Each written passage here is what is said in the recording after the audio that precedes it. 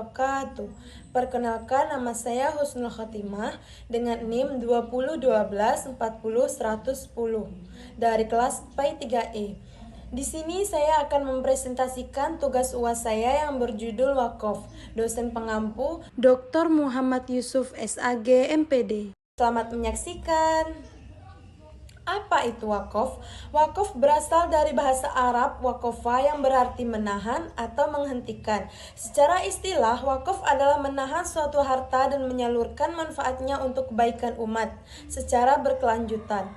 Jadi, wakaf itu adalah salah satu bentuk ibadah dan sedekah jariah dalam Islam, yaitu menyerahkan sebagian harta, misalnya tanah bangunan, uang, atau aset lainnya, untuk digunakan demi kepentingan umum atau ibadah, dan harta tersebut tidak boleh dijual, diwariskan, atau diwariskan kembali.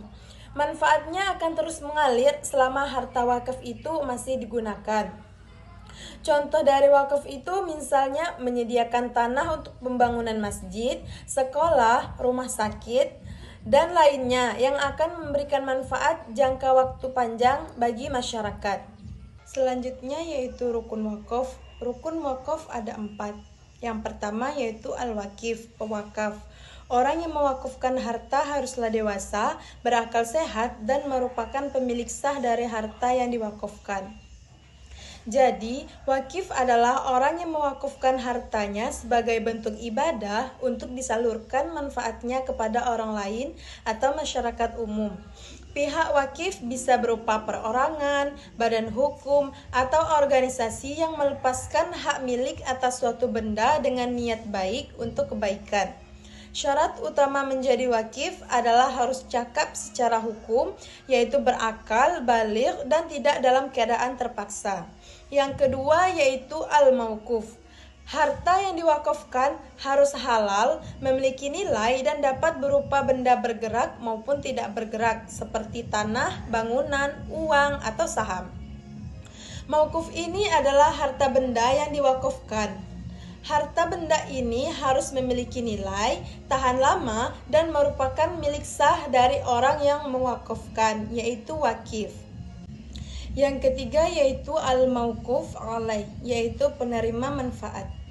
Penerima manfaat wakaf bisa berupa perorangan, kelompok, atau umum, seperti fakir miskin, pelajar, atau masyarakat luas melalui fasilitas publik. Mauquf alaih adalah penerima manfaat wakaf atau pihak yang ditunjuk untuk mendapatkan manfaat dari harta yang diwakafkan sesuai kehendak pewakaf. Yang menerima wakaf ini bisa berupa perorangan, kelompok, atau umum, seperti fakir miskin dan masyarakat umum yang akan merasakan manfaatnya.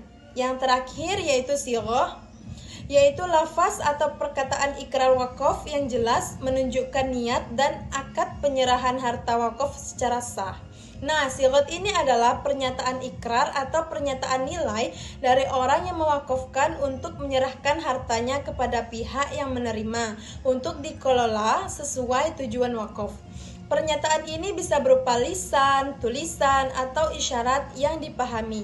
Selanjutnya yaitu tujuan mulia wakaf, yaitu mendekatkan diri kepada Allah. Dengan berwakaf, seseorang menabung amal jariah yang pahalanya terus mengalir sebagai bentuk ibadah dan syukur kepada Allah Subhanahu wa Ta'ala. Nah, wakaf ini merupakan cara seseorang mendekatkan diri kepada Allah Subhanahu wa Ta'ala, yaitu melalui harta yang dimilikinya, karena manfaatnya terus berjalan dan pahalanya juga terus mengalir meskipun pemberinya sudah meninggal dunia. Yang kedua yaitu manfaat sosial dan ekonomi. Wakaf berperan besar dalam meningkatkan kesejahteraan umat, mengurangi kesenjangan sosial, dan mendukung pertumbuhan ekonomi masyarakat. Peran wakaf ini sangat besar dalam meningkatkan kesejahteraan masyarakat dan membantu pemenuhan kebutuhan masyarakat, seperti pendidikan, kesehatan, dan tempat ibadah.